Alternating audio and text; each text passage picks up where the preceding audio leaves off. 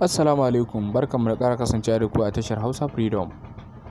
Kar ku manta ku yi subscribing kana ku danna alamar ƙararrawar sanarwa don sanar da ku da zarar mun ɗora sabon shirye-shiryenmu a wannan tasha mai albarka wanda zai ringa nishaɗantarwa. Labarin da yake ta yawo a social media wato na shirin labari na season 5 wanda aka tsayar da shi kuma aka samu wani cece-kuce tsakanin jarumar da masu shirya fina-finan wato su Aminu Saira kuma da kamfanin Saira Movie.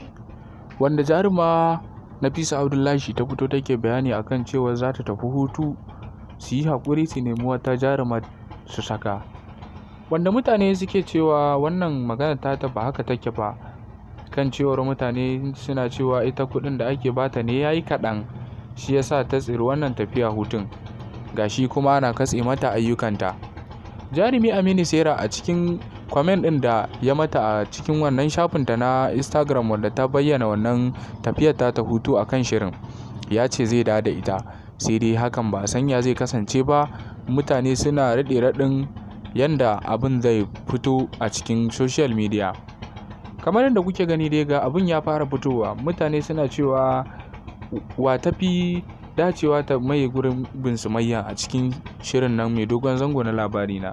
Wasu su ce Aisha Aliyu Tsamiya, wasu su ce Fati Washa, wasu kuma su ce Aisha Umaira. A cikin wannan bidiyon muka kawo muku wannan shahararren wannan labari da yake yawo a social media don kasancewar yadda abin yake faruwa. Kar ku manta ku yi subscribing sannan ku danna alamar ƙararrawar sanarwa.